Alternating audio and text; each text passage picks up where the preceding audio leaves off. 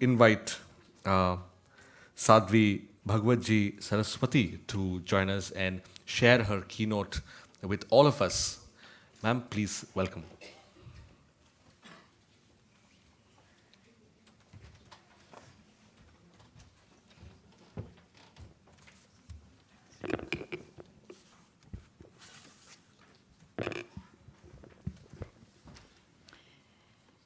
It's such a great honor and such a great joy to be here today.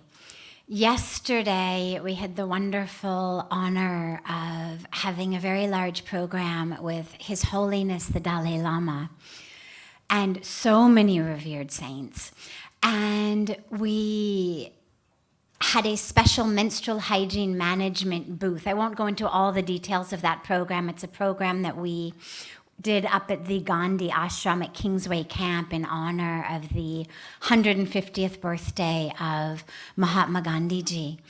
And so we had a whole booth dedicated to MHM with big signs, slogans, different types of inspiring quotes and everything.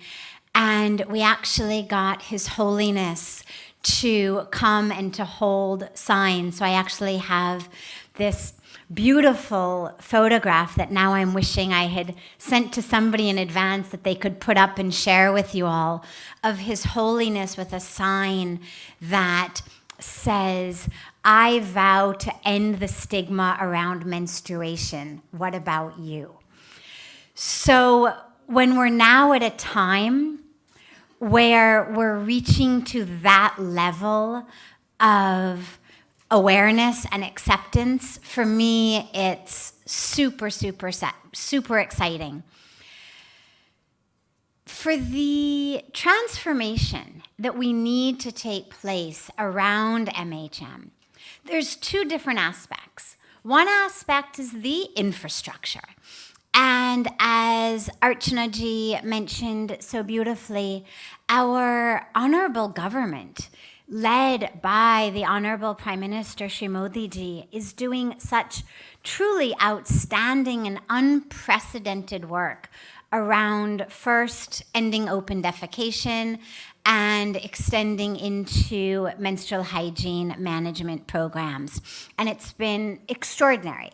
And the infrastructure that they're providing with regard to actual places, with regard to government infrastructure, with regard to education, has been so successful with open defecation and now with menstrual hygiene. And joined, of course, by so many other organizations, from the United Nations and all of their components to all of the NGOs, who are all working in so many different fields. We're here today because of the great work that Gramalaya is doing to bring about this change, this crucial change. So many NGOs are really joining hands together in this program, providing infrastructure. But we also need a change in what we call inner structure, meaning the way we think. Because as we saw with issues of open defecation, you can build toilets. That doesn't mean people are going to use toilets. With menstrual hygiene, we can give education. We can provide eco-friendly alternatives all over the place. But until there is a change in the inner structure of how we think about menstruation, that stigma that all of the previous speakers have spoken about so elaborately, we're not going to fully have the revolution that we need. And that's really what's required. This is not simply a matter of, acha, we have this problem, how can we solve it? What sorts of facilities can we provide? This is truly a revolution that is required in how we think about women, how we think about women's bodies, and therefore how we think about menstruation. To me, it's amazing because when you hear statistics like 50% of girls in India don't even know about menstruation until they start menstruating, that we don't talk about it. To me, to hear that is depressing, obviously, but also so shocking. Think for a moment. You go to a restaurant. Those of you who are not pure vegetarians, you go to a restaurant and you order eggs. Now you do that sitting next to your friends. Out in the public, you loudly say to the waiter, I'd like an omelet, I'd like this, or I'd like a cake that has eggs, whatever it may be. Well, what are eggs? Eggs are the menstrual cycle of a chicken. So we are prepared to eat another species' menstrual cycle in public, but we're not prepared to talk about our own? I mean, what kind of warped society are we living in? Restaurants openly put on the menu omelets, scrambled eggs, yay, what's up, Joby, hey, I don't eat eggs, so I don't know what all the options are, but the point being, lots of options openly. किसी को शर्म भी नहीं आता. I'm embarrassed of my menstrual cycle, but I'm not embarrassed to eat the menstrual cycle of another species. So the point of this is not about going vegetarian, but the point of this is looking at what has happened culturally and societally to us in terms of what is considered acceptable and what is not, what is considered shameful and what is not. Menstruation is the power of creation. That is exactly what it is. Before a woman starts menstruating, she cannot conceive a child. After she hits menopause, she cannot conceive a child. Menstruation is the symbol and the manifestation, the tangible manifestation of the power of creation. We pray, we worship Lord Brahma. He's the creator of the universe. But then all of the women in whom he has put the power of creation, we shame them for this very power. We build temples, statues, prayers, pujas, mantras to Brahma, the creator. But our mothers, our sisters, our daughters, our wives are shamed and pushed aside for being the tangible physical manifestations of that power of creation on earth. It is time that we take back menstruation, that we take back that power of creation. This is not a dirty problem we have to solve. This is not a sickness. I'll come to the logistics of actually managing it in a moment, but how we think about it has to change. This is not a monthly problem to solve, not a monthly sickness to solve. This is a glorious gift of Brahma the creator, or whatever your religious tradition may be, however you envision, worship, pray to the creator of the universe. That creator has put that power in you. Isliye we call our women Shakti. Mahila Shakti. Well, kaun si Shakti? Shakti to create. And the embodiment of that Shakti is menstruation. So we need a revolution in which women not only are not ashamed, but actually are proud. Yes, I'm menstruating. What an incredibly beautiful moment to remember that in me is the power of creation. How extraordinary. Imagine that you were told, that you receive a letter or an email or a message that tells you that for the next 7 years, if you're a woman, you, if you're a man, then your wife or your daughter is going away somewhere for the next 7 years.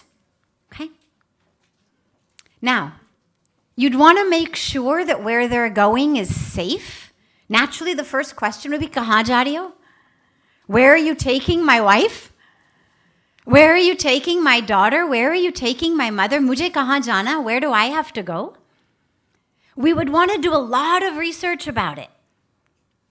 We'd want to make sure it was safe. We'd want to make sure it was clean. We'd want to make sure that we could be happy there, that we could find peace there. We'd want to make sure that we had a community there. Who will I spend time with? Who will I talk to? During the course of their lives, women spend approximately 7 years menstruating. That is your 7 years.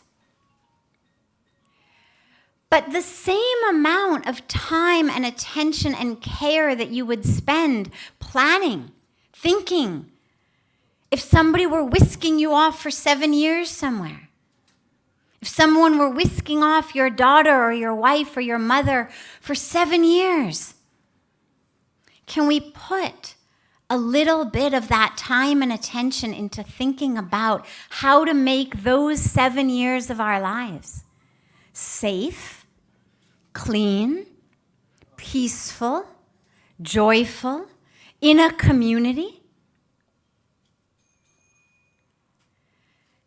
Women's menstruation impacts and intersects so many areas of her life. So much has already been covered and time is short, so I won't go into very many details. I just very, very quickly want to touch upon a couple of different aspects that it interweaves in. So we know how menstruation interweaves with health. And to me, what's amazing is we are prepared to put out advertisements, commercials, talk openly, go to the stores, to buy things for our diabetes, our blood sugar, our cholesterol. We're prepared to try this, try that.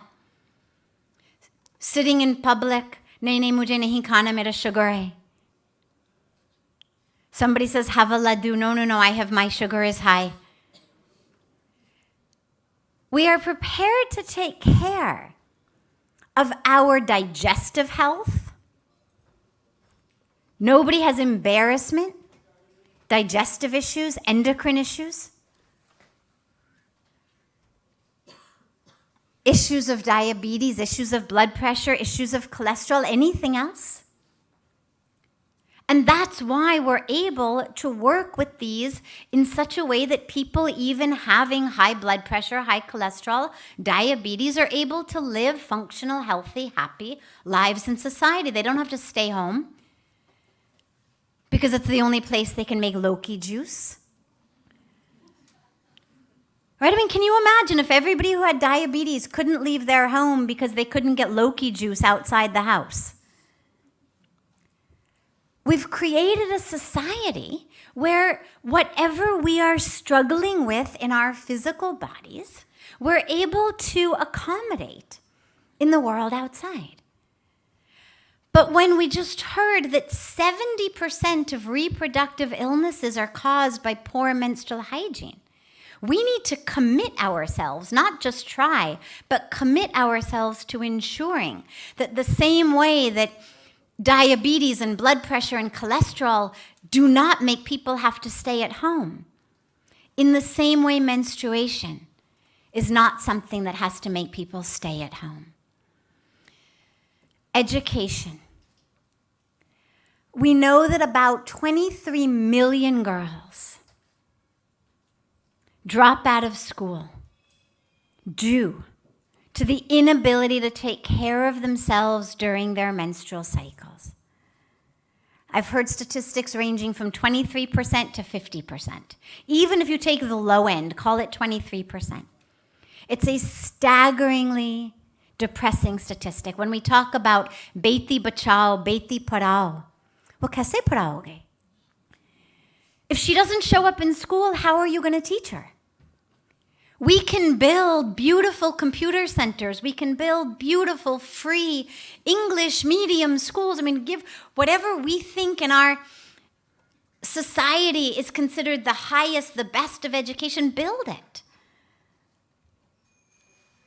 But if they're not coming to school because there aren't ways for them to take care of their menstrual cycles, then we lose the opportunity to treat them.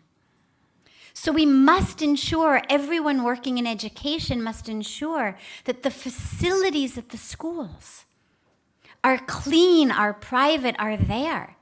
We've done so much work building building toilets in so many schools. Not just our schools, but government schools, so many other schools. Thousands of girls. 2 toilets. One is broken. The other, the door's fallen off. How are they going to come? So we must ensure in our educational systems that we're not just teaching about it in the classroom, but we're providing it outside the classroom. Sanitation. So as I mentioned earlier, and as Archanaji mentioned so much and so beautifully, our honorable government is doing an extraordinary work for sanitation, for hygiene, for water in India. But we have to join. Just like the government cannot come and take our hands and lock us into a toilet and force us to use it. In the same way, they cannot force our hands away from chemically bleached, non-biodegradable plastic maxi pads. We live in a free society. They can't make them illegal. I would love if they made them illegal, but they can't. We have to be the ones who choose. We have to be the ones who say, I will use the eco-friendly varieties. And now there's so many. Now there's no excuse. So many ways, so many opportunities to take care of yourself. Do you know, every year, 2,200 crore, 2,200 crore pads are thrown out. Imagine in your hands, like hold your hands out, that could hold maybe a couple of pads. Imagine how much space must be required for 2,200 crore pads every year. Where are we going to put them, my sisters? Kahadaloe. Our government is getting everyone to join hands and clean the streets, keep the banks of our rivers clean, keep the waters clean. And every month, we're throwing plastic, bleached synthetics, non-biodegradable materials, not to mention their actual packaging, onto the street. Let us come together as we come together for our own physical health, come together for the health of the planet. As we need to be uplifted, so does Mother Nature, so does Mother Earth. Esseni that in our own empowerment, we are harming Mother Nature and Mother Earth. She's also Shakti. She's our mother. So let us commit that as we're taking care of ourselves, that we will also take care of Mother Earth and Mother Nature and all of those running NGOs. Let us commit ourselves to making eco-friendly, very affordable menstrual solutions available, not just in metropolitan areas, but in every town, in every village, in every tiny little hamlet, so that we don't have the choice between staying home and bleeding or buying a maxi pad to go out. Let us commit ourselves that we will ensure that those eco-friendly alternatives are available for all of our sisters. And for those who can't afford them, that we will come together, work out ways, we will subsidize it, we will provide it, but we will ensure that they have it. And lastly, My sister Sneha mentioned so many different terms that we hear about periods. When I first came to India, the term I kept hearing everyone say is, I'm down. I'm down. Now, I come from a background in psychology. तो मुझे लगा कि I'm down मतलब I'm sad. I'm depressed. That's what it means. In California, if you say to someone, I'm down, इसका मतलब I've had a bad day, कुछ हुआ, something, I failed an exam, had a fight with my mother, जो भी है, but it means I'm sad. So when people would say things to me, I'd say, Acha chalo Ganga Arti. They'd say, no, I can't come, I'm down. And I would say, but no, it'll make you feel better. Come, you'll love it. It took me over a year to finally learn what I'm down means. And I would like all of my sisters here to take a pledge that we will never use that term again. Other terms, the cutesy things, no problem. We make up nicknames for everything. That's okay. But you are not down. You are up. You are the creative power of the universe. What is there to be down about? Yeah, sometimes there's some pain. It's okay, you can put on a hot water bottle, you can take a tablet, you can grin and bear it, whatever it is, practice breathing exercises. Matlab, pain in the body does not mean I'm down. Let us change the term to I'm up. Okay? Chalo, sabhi mere saath, let's raise our hands together. I want a pledge from everyone. Raise them high. And if you hear someone say, I'm down, you will tell them, no, you are up. Thank you.